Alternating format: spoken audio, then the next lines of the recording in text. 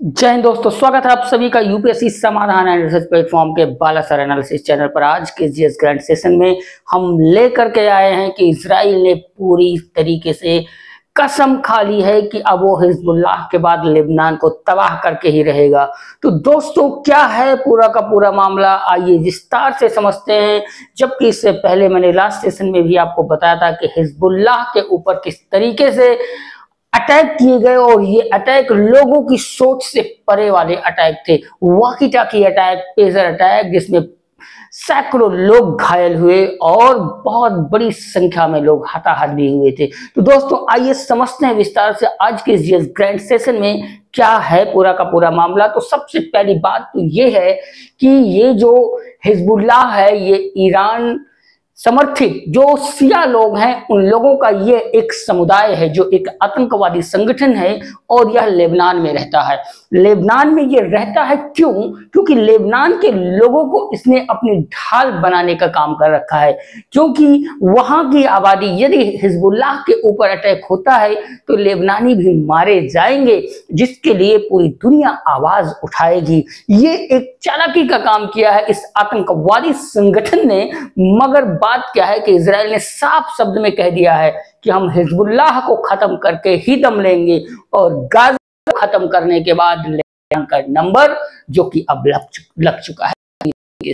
तो ये है कि 7 अक्टूबर को गाजा में युद्ध की शुरुआत होती है। शुरुआत कौन करता है? तो ईरान के द्वारा जो समर्थित शिया आतंकवादियों का समूह है हिजबुल्लाह का। ये लोग आए दिन इस्राइल में हमले किया करते थे। इस्राइल इन हमलों से आकर के व्यापक हमलों को शुरू कर दिया, क्योंकि इससे पहले भी इजराइल ने एक वॉकी टॉकी और पेजर अटैक किया था जिसमें बहुत सारे लोग मारे गए।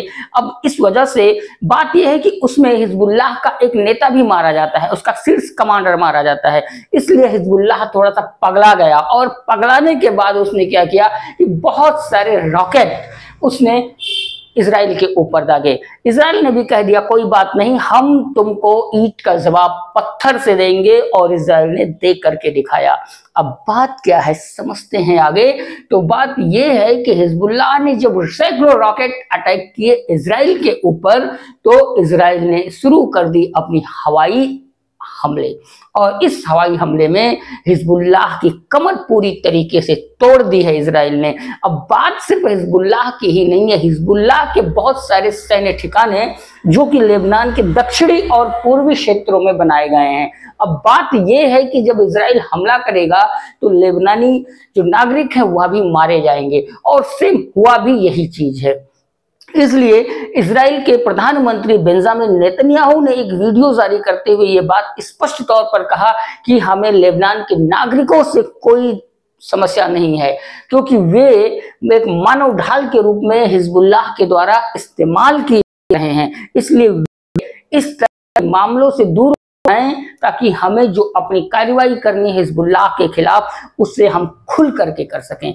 मगर अगर लेबनानी नागरिक इस बात को गंभीरता से नहीं लेते हैं तो अंजाम वही होगा जो अभी बेरूत के अस्पतालों में देखने को मिला है कि सैकड़ों और हजारों की संख्या में अस्पतालें भरी पटी पड़ी हुई हैं।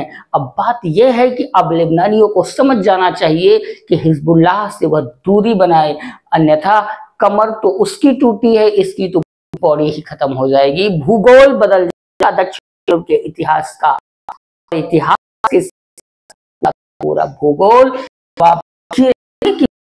ये है कि जो पूर्वी लेबनान है, अभी मैंने आपको बताया बहुत सारे सैनिक हैं, वहां पर ही व्यापक स्तर ने हमला किया है इजराइल, जहां पर 500 से ज्यादा लोग गए और 100 से अधिक लोग हैं। ये वहां का पुष्टि है।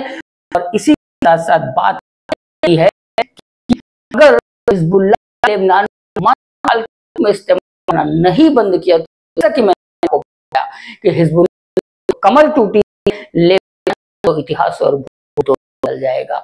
और यही नहीं, इस संघ के यूरोपीय संघ ने शांति की कदम उठाने की कोशिश, मगर फिर कोई है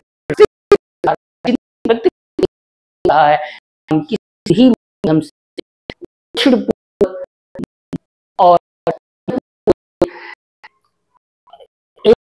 वहां पर हम शांति करेंगे और प्रयास कर रहे हो, क्योंकि लेबनान की स्थिति को देख करके यूरोपीय संघ और राष्ट्र संघ ने बहुत व्यक्त की, क्योंकि वहां के नागरिकों की स्थिति भी दर्दनाक होती जा रही है।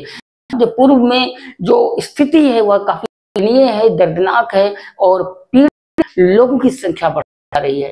दोस्तों, आप अपने हमें जरूर कमेंट करके पहुंचाएं कि इस तरीके से आतंकवादी संगठन अगर सक्रिय रहे उनके साथ क्या होना चाहिए। तो दोस्तों, सेशन को यहीं विराम देते हुए आपसे विदा लेना चाहूंगा और फिर मिलेंगे अगले नए सेशन में नए टॉपिक।